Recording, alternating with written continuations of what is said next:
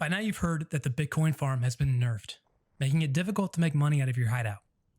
It now takes approximately 100 hours to create one Bitcoin, assuming you have 50 graphics cards. The length of time will fluctuate slightly depending on your hideout management skill though. So if you have solar power installed, it's costing you approximately 300k in fuel to produce just one Bitcoin, and double that if you don't have solar power installed. And Bitcoin itself is currently selling for between about 210k and 220k at the time of this recording, which is about 9 p.m. Eastern time on June the 23rd, 2021. So that means unless you are min-maxing the rest of your hideout, you are not making money solely out of your Bitcoin farm at this time. So I recommend turning off your hideout unless you are crafting profitable items in each hideout module. In addition to nerfing the Bitcoin farm, BSG also introduced new barters for graphics cards.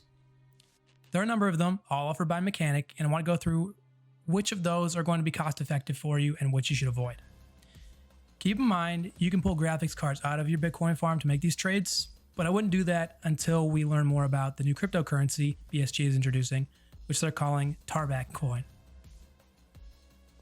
Let's start with the barters that are worth it.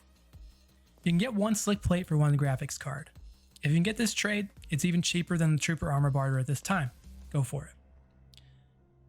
You can now trade for the Reap IR with one graphics card, and that's cheaper than the current barters if you're able to get the trade. You can also trade for T7 thermals for 25 graphics cards, which is still cheaper than the current cost of obtaining them from Jaeger. The regular items case, which you can normally obtain from Therapist, is going for 3 graphics cards.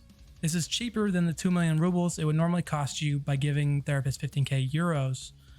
But it's not cheaper than the 150 dog tags you can trade if you're willing and able to part with that many dog tags. So it depends where you are in your Tarkov progression as to whether or not that one's worthwhile for you. The remainder of the barters though are not worth it. Let's start with the key tool. If you want a key tool, use the chlorine barter. It's much cheaper than trading a graphics card for it. Next up is the thick items case. And the LEDX barter is definitely still cheaper than trading 25 graphics cards for it. The Zabralo, which trades for 2 graphics cards, is approximately the same value on the flea market. And there are 3 or 4 barters that are even more cost effective. The Lucky Scab Junk Box is considerably cheaper on the flea market than trading 3 graphics cards for it. The weapons case trades for 8 graphics cards. But the AESA barter, or phased array element, is by far more cost effective than this.